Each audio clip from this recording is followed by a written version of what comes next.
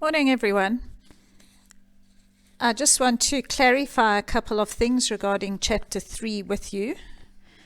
Some of you might have felt a bit insecure, so I just want to put your minds at rest. In that document that I sent you yesterday, you will have seen the three parts that this chapter focuses on. The summary of Dorian Gray's background would have been quite straightforward in those opening pages. And then, of course, the luncheon at Lady Agatha, as well as the opening chapter where Henry goes to his Uncle George. We see a bit of satire there around Victorian society. If you didn't manage to pick that satire up, don't worry about it.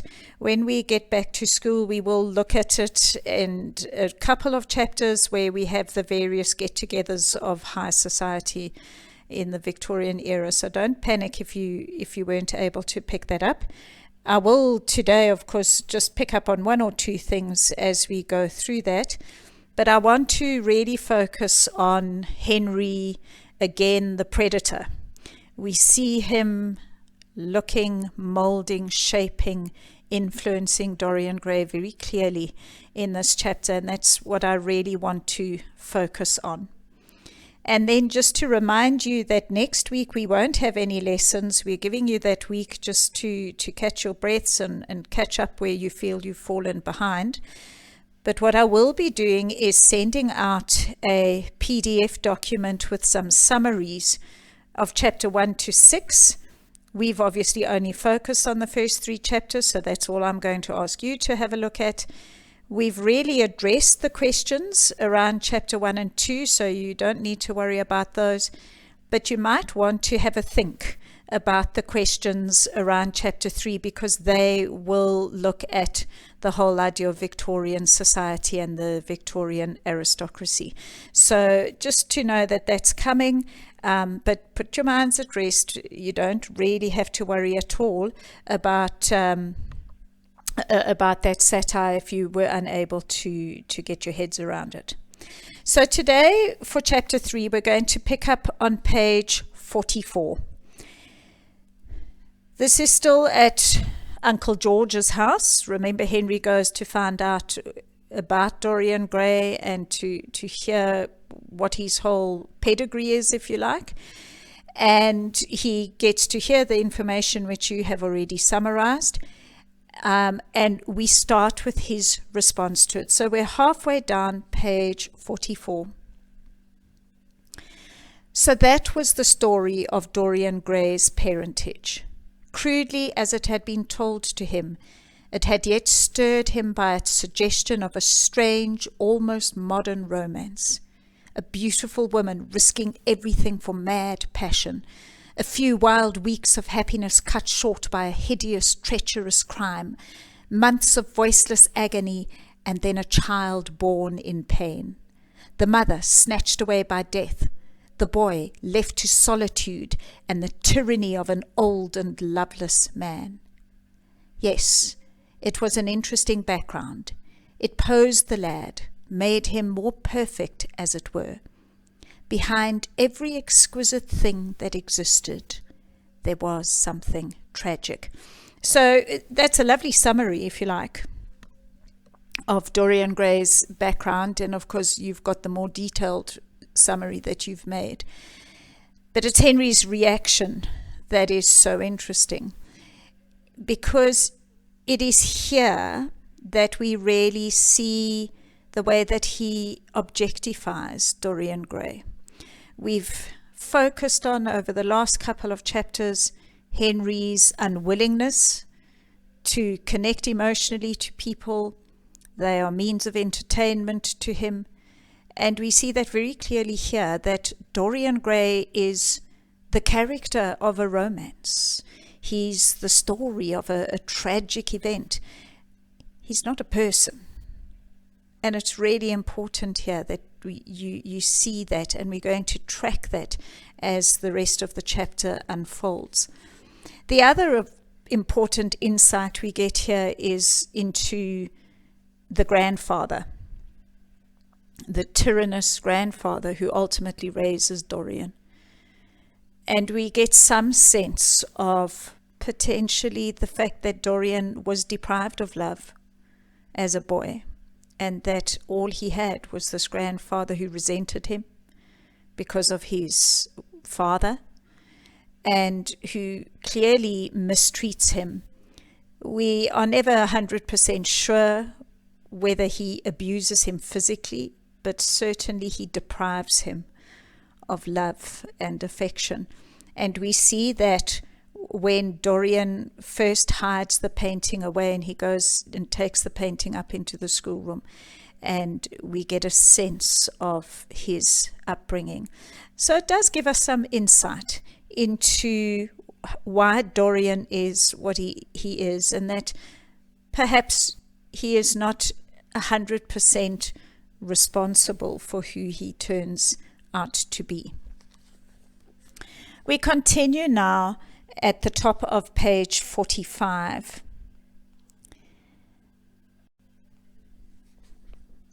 Here's the predator. Watch how Henry thinks about Dorian. Talking to him, that's Dorian, was like playing upon an exquisite violin. He answered to every touch and thrill of the bow. There was something terribly enthralling in the exercise of influence. No other activity was like it. To project one's soul into some gracious form and let it tarry there for a moment. To hear one's own intellectual views echoed back to one with all the added music of passion and youth. To convey one's temperament into another as though it were a subtle fluid or a strange perfume. There was a real joy in that. And then he continues a few lines down. He was a marvellous type too, this lad, whom by so curious a chance he had met in Basil's studio, or could be fashioned into a marvellous type, at any rate. A couple of lines further on. There was nothing that one could not do with him. Can you see the manipulator here in Henry? Dorian becomes a piece of art to him, or a scientific experiment, if you like. And he recognized that vulnerability in him the moment he set eyes on Dorian. And from that moment, he started the shaping of Dorian's character. What we see in chapter 2 with him in the garden, the suggesting he'll become the new icon of hedonism, he'll become that icon because Henry will make him that icon. So Henry is not concerned with Dorian the person. He is concerned with Dorian the experiment, the piece of art, the piece of clay that he can mold into whatever shape he chooses. And so he says in the very next line, he could be made a titan or a toy. Henry feels that he has complete control over Dorian at this moment. And by the end of the chapter, we see in fact that he does. And that other than the couple of lines in this paragraph where Basil is mentioned from Henry's perspective, Basil is forgotten. Remember that image I gave you at the end of chapter 2, the devil and the angel, each one whispering into Dorian's ear, trying to persuade him to their way. Well, right now the devil's won. And Henry seems to have complete control. Just a little bit further on there, just out of interest, we get some sense of Henry's view of Basil. He says, and Basil, from a psychological point of view, how interesting he was. And he's fascinated in Basil, and I'm not going to read the whole paragraph, but he's fascinated at the impact that Dorian has had on Basil and Basil's art. And this fascinates Henry. the fact that Dorian became the muse, if you like, to Basil and changed his whole artistic perspective, his style and so forth, as we heard. A little bit further on, the silent spirit that dwelt in dim woodland and walked unseen in open field, suddenly showing herself. And so we pick it up now, bottom of page 45. And he says, yes, he would try to be to Dorian Gray, without knowing it, the lad was to the painter who had fashioned the wonderful portrait. In other words, Henry wants to become Dorian Gray's muse and inspire Dorian Gray to greater works of art, or in this case, to greater works of hedonism. The icon of hedonism. Can you see the shaping that's taking place here from Henry's point of view? Can you see, therefore, again, Dorian is not a person here. He's a piece of art. He's a piece of clay that Henry is moulding into the sculpture of his choice. Carrying on, he would seek to dominate him, had already indeed half done so. He would make that wonderful spirit his own. There was something fascinating in the sun of love and death. Now, there's so many parallels that we pick up here. For those of you who have read far into the novel, if you've read chapter 6 and 7 in particular, think about what happens between Dorian and Sybil Vane and look at the parallel that's being created here. We'll pick that up when we get to those chapters, but there's an interesting parallel, this whole idea of the artist, the shaping, and losing the real person within. And that's really important here. And then, of course, Henry arrives at Lady Agatha, at his aunt, and she just makes this observation, which we've seen in him, because he doesn't care about other people. He really doesn't respect people. He doesn't care whether he offends people or not. But her observation, it's third paragraph on page 46, late as usual, Harry, cried his aunt. So, we've seen this in his character before. And we then have this very lengthy conversation that takes place around the luncheon table.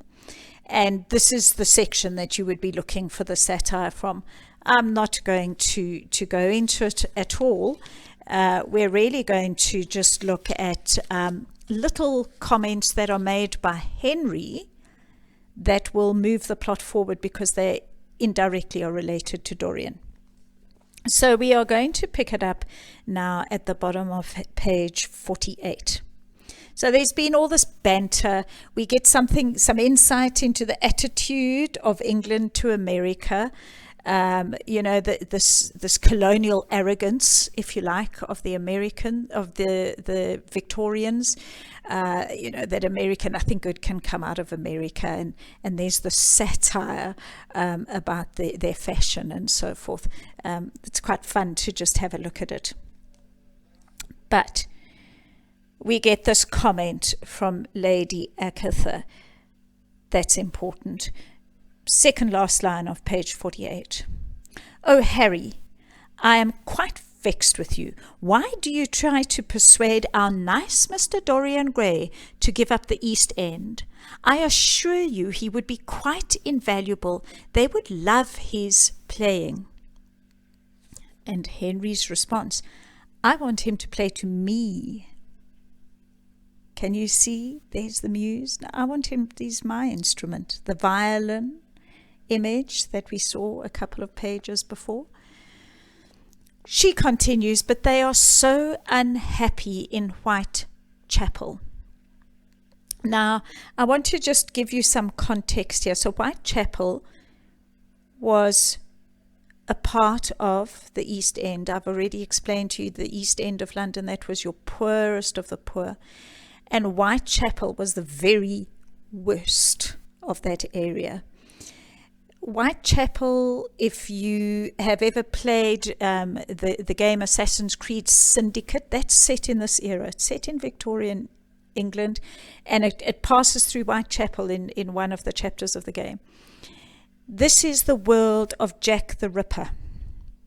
This is the world of overcrowding, of absolute squalor, of unsanitary conditions, of disease and poverty, and immigrants who came to America, to England rather, from other parts of Europe, looking for a better life.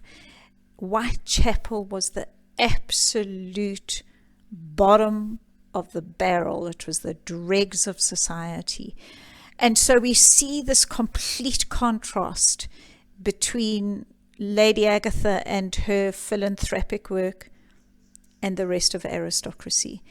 We've seen the debate around the Tories and the Liberals going to and fro, and it continues after this comment. And so it really gives us a picture of the underbelly, if you like, of Victorian society. Why it's important in the context of the novel is when Dorian goes to the opium dens later in Bluefields. Bluefields is just a little bit further than Whitechapel, but it's the same squalid, crime-filled area. This is all the underbelly of society, and certainly at the time your aristocrats would never go to these areas. They stayed away from them. They despised the people who lived there.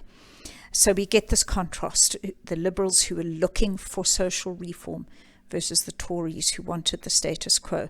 And we see Henry's response in the next paragraph when he says, I can sympathize with everything except suffering.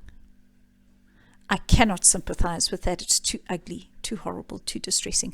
Henry is so much representing the aristocratic attitude of the Victorian era in his dismissal. These people are not worth the time of day, and hence he influences Dorian Gray to stay away from them. And there's an irony in that, of course, because Dorian Gray becomes something like them as the novel progresses. There's a little bit of banter around it, and again we see Henry as the representative of your Tories, your Victorians, your aristocracy. He responds, we're about halfway down page 49. Lord Henry laughed. I don't desire to change anything in England except the weather, he answered. I'm quite content with philosophic contemplation. He doesn't want anything to change. He certainly doesn't want to go and get a job or do anything meaningful with his life.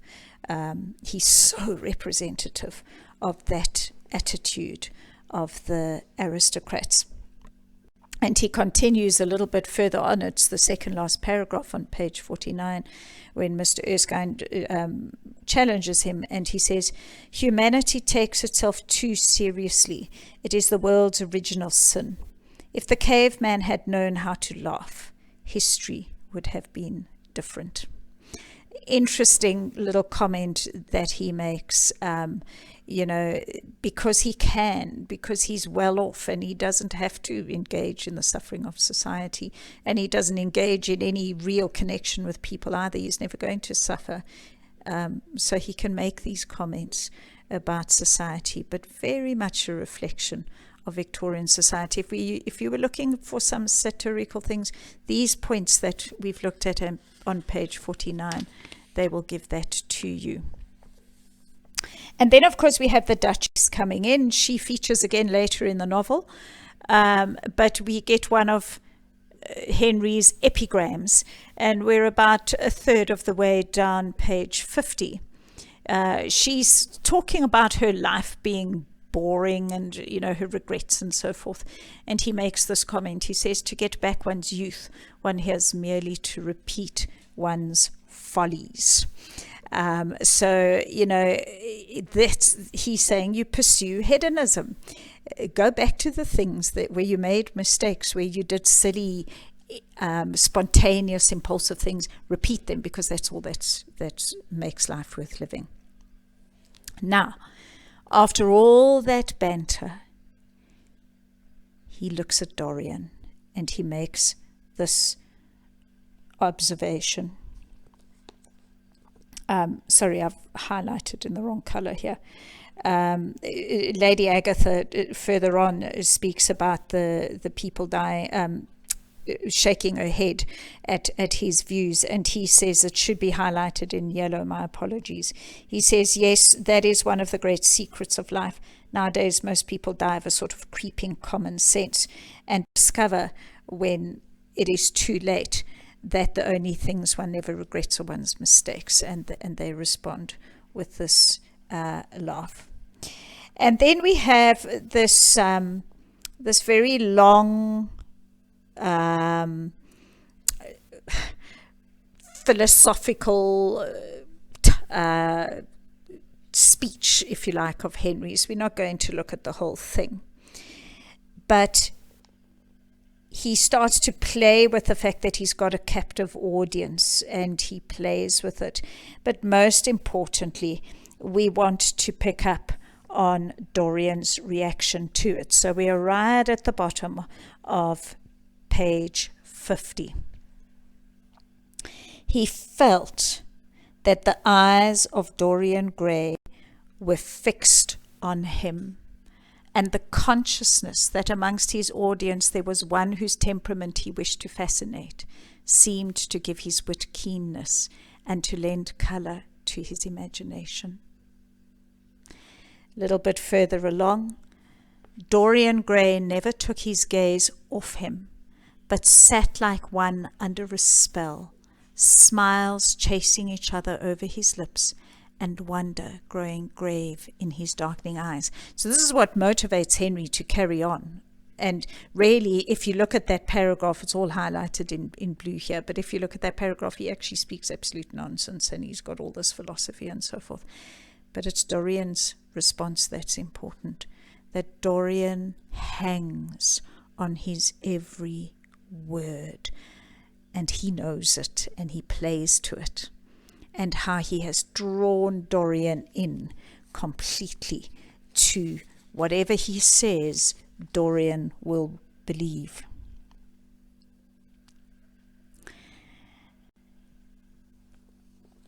And then, of course, the luncheon starts to break up. Various people are going home, and we get this comment from Lord Erskine again, who makes this observation about Harry on page 52. It's about 6 lines down. He says, I consider you very bad indeed. In fact, I consider you extremely dangerous. And if anything happens to our good Duchess, we shall all look on you as being primarily responsible. But I should like to talk to you about life. Can you see the satire? So part of the satire of the Victorians in this chapter is really their hypocrisy, their double standards, that they're critical on one level. Erskine says, well, I see you as very dangerous, but I actually want to know more from you. This pretense of morality, but underneath they're living completely different lives. So that's part of the satire. Finally, as the chapter draws to a close, we see the influence again. Henry makes his excuses. He says he's going to go to the park. So just to give you some context there, remember your aristocracy, they were non-working, they didn't have jobs to go to, they didn't really have any responsibilities other than keeping up appearances. So part of the entertainment would be, for example, to go to the park and watch the world go by. And ironically, we see that later on in a novel with Sybil and her brother, just before her brother leaves to go on the ship. But this idea of, you just go to where the who's who is and you watch society. That's how you entertain yourself. So that's where Henry's going. But Dorian, important. So it's round about 2/3 of the way down page 52. Henry's announced he's going to the park, and we read, as he, Henry, was passing out the door, Dorian Gray touched him on the arm. "Let me come with you," he murmured. And Henry's response, "But I thought you had promised Basil Hallward to go and see him," answered Lord Henry. And Dorian says, "I would sooner come with you. Yes, I feel I must come with you." And he goes on, he says, "You will promise to talk to me all the time. No one talks so wonderfully as you." Now, why it's important is that we have seen in Henry a complete disregard for keeping commitments or promises, and he does whatever he feels like doing. He goes where he wants to go, and if it means breaking a promise to someone or not fulfilling a commitment to someone else, he does it because he doesn't care. And here we see Dorian doing exactly the same thing. He has promised to go to Basil, but he'd rather be with Henry, and he has no compunction whatsoever in breaking his commitment to Basil or his promise to Basil, because Henry has molded him to be like that. Henry is teaching him not to care about other people, but only to look at what will give him pleasure. And right now what gives him pleasure is to hear Lord Henry speak. All right, so we're going to end it there.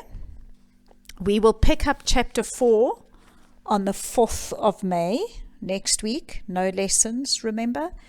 And you can just have a look at those questions that are going to come in the PDF with chapter 3. And I hope you do get a little bit of time to have a bit of a break next week, and that you feel a little bit more on top of things by the end of the week. Take care. Bye.